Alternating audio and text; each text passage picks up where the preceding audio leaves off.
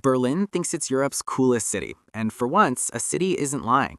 This German metropolis spent 30 years transforming from divided war zone into creative paradise, while its residents bike through former airports and buy beer at 2 a.m. corner stores because rules are more like suggestions.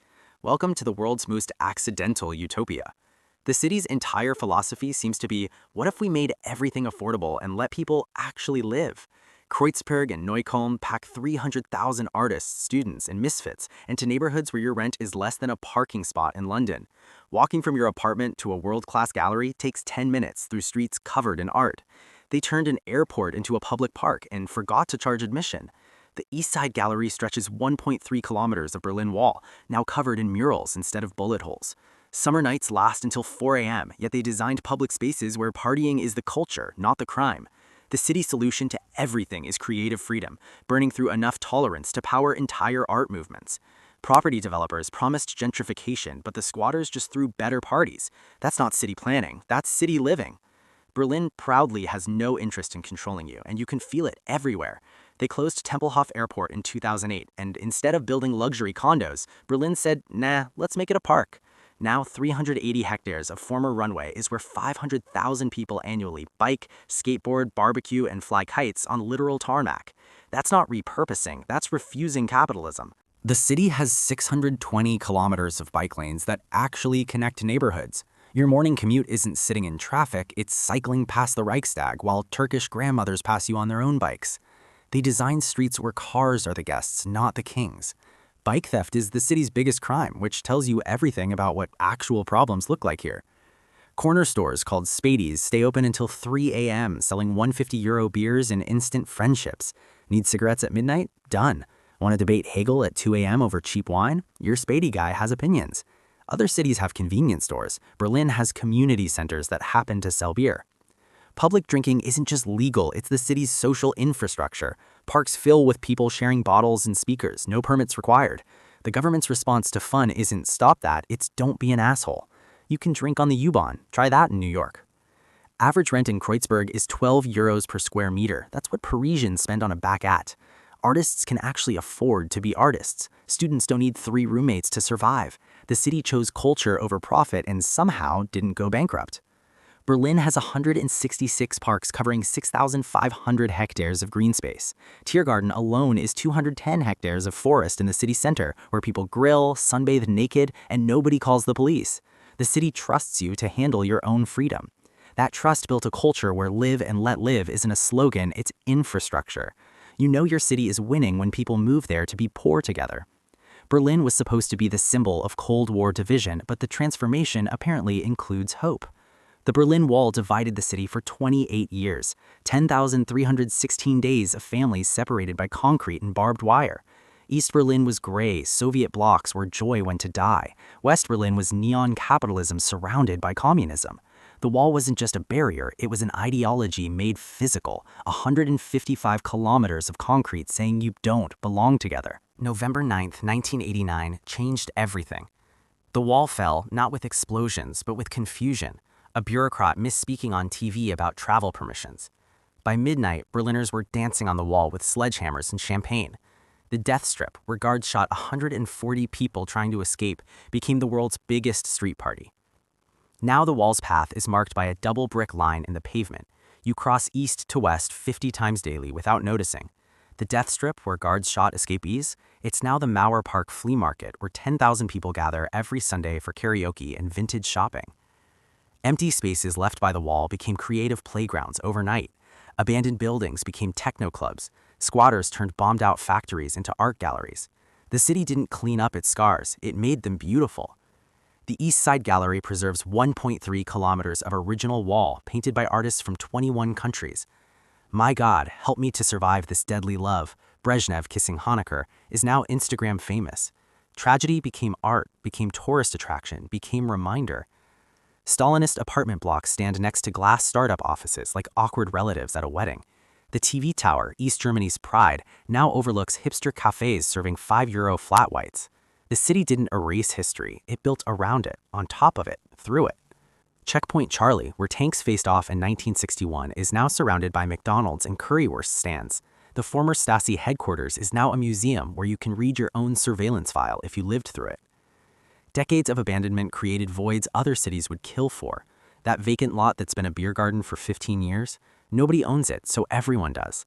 That crumbling building that's a world-famous club, it's technically illegal, but the city pretends not to notice. Berlin's unfinished feeling isn't a bug, it's the feature that keeps it alive. The city that was supposed to represent Cold War failure created Europe's most vibrant experiment in second chances.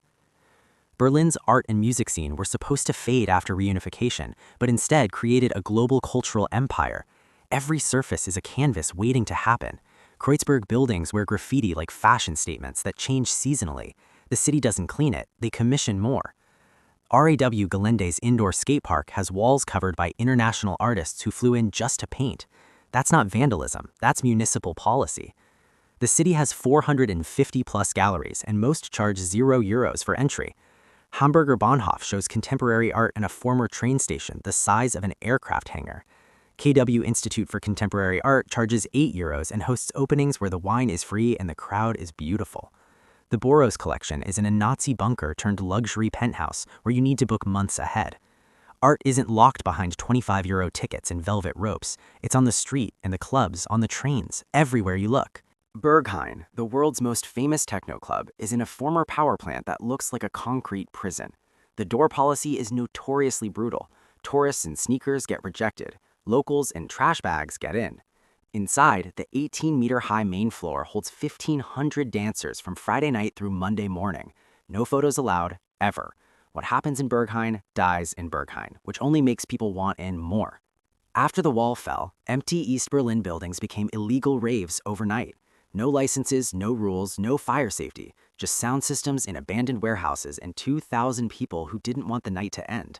Tresor opened in a bank vault where the bass shook money dust off the ceiling. E-Work took over an actual power station still covered in grease and machinery. Detroit invented techno, but Berlin made it a way of life. The city has 280-plus clubs across every district. Watergate floats on the Spree River with floor-to-ceiling windows where you watch sunrise over the water while dancing. Sisyphos is a playground club art space hybrid spanning 6 buildings with a Ferris wheel, beach volleyball, and 3 separate dance floors. Clubs don't close at 2 a.m., they just keep going until Tuesday becomes a distant memory. Berlin classified clubbing as culture in 2021, giving clubs the same tax status as opera houses. DJs moved to Berlin like painters moved to Paris in the 1920s. Resident Advisor's top clubs list, Berlin dominates with 7 in the top 50. The sound developed here, dark, minimal, relentless, hypnotic, defines what global techno sounds like. Electronic music has a capital city, and it's not London or New York. When developers threaten clubs with closure, Berliners actually protest. Holzmarkt, a club, hostel, and cultural space, bought their own land along the Spree to stay independent forever. About Blank has a garden where you dance outside at 10 a.m. on Sunday, still going from Saturday night. The city knows its economy runs on nightlife, art, and creative chaos. That's not a music scene, that's a religion with better bass and worse sleep schedules. Berlin shouldn't work, combining Turkish street food, Vietnamese banh mi, and German beer gardens into one chaotic, delicious mess, but it does, and it's the best food culture in Europe that nobody talks about enough. Berlin invented the doner kebab as you know it. Turkish immigrant Kadir Norman started selling them in 1972 near Zoo Station to feed drunk Germans something better than bratwurst.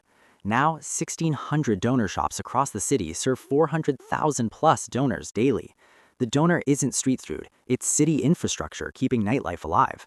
Michelin-starred restaurants exist somewhere, probably, but the real food scene is €5 banh mi in Kreuzberg eaten on the sidewalk, €3 currywurst at Curry 36 at 4 a.m. after the club, €7 hummus plates the size of your head in Neukölln. Ethiopian, Vietnamese, Syrian, Israeli, Lebanese, every immigrant wave adds flavors, and the city gets more delicious. Eating well in Berlin doesn't require wealth, it requires knowing which corner to turn. Markthalle 9 in Kreuzberg hosts Street Food Thursday, 50-plus vendors crammed into a historic market hall. €15 gets you completely full, beer included. Thai Park in Wilmersdorf is where Thai families illegally sell home-cooked somtam and pad thai from picnic blankets every weekend. The police know about it. The police ignore it because it's beautiful and nobody's getting hurt. Turkish Market on Tuesdays and Fridays stretches along the Landwehr Canal. Fresh produce, olives, baklava, spices, chaos, and the best gözleme you'll eat this year. Späti never actually close, which means civilization never ends. Kebab shops at 5 a.m. are social hubs where ravers, taxi drivers, and insomniacs debate football. Mustafa's Gamuz Kebab has 2-hour queues at midnight on a Wednesday. People wait because it's worth it, or because they're too high to notice time. The city doesn't sleep, it just changes venues every few hours. Berghain's door opens Friday 11 p.m., closes Monday 10 a.m. if you're lucky. 48-plus hour sessions aren't extreme, they're normal weekend behavior. You're not partying all weekend, you're living in a different time zone where Monday doesn't exist yet. Clubs serve breakfast, actual breakfast, coffee, eggs, fruit, because you've been dancing for 16 hours and need protein. Some clubs have pardons where ravers watch sunrise together, smoking cigarettes and discussing Foucault. Caterblau sits on the spree with a beach, 3 dance floors, and a treehouse bar that serves frozen margaritas. You arrive at 2 a.m., dance until 7 a.m., eat breakfast on the beach watching swans, then jump back on the dance floor at noon. Time is a suggestion, not a rule. Beer gardens let you bring your own food. Actually encourage it. Pratergarten and Prenzlauer Berg fit 600 people under chestnut trees. 350 euro beers, families sitting next to punks, sitting next to bankers, everyone equal under the leaves. A legendary night out costs 30 euro total. 15 euro club entry, 10 euro on drinks if you pace yourself, 5 euro post-club donor to save your life. Other European capitals drain your wallet before you have fun. Berlin drains your sleep schedule and lets you keep your money. Food and nightlife aren't separate schedules, they're one continuous flow. You eat doner before clubbing at 11 p.m., currywurst at 6 a.m. after leaving the club, Vietnamese pho Tuesday afternoon to recover. Repeat Thursday. The city's rhythm is eat, dance, eat, sleep, repeat, but the sleep part is optional. Restaurants don't judge you for showing up at 3 p.m. looking like you've seen things. They've seen things too. Berlin proves that the best cities don't make you choose between culture and affordability. They make both the same thing. Cities can either control their people or trust them with freedom. Berlin chose trust and became Europe's creative engine. Comment below, is your city cool enough to let you drink beer in parks? And if you think Berlin's overrated, fight me in the replies while I'm cycling past the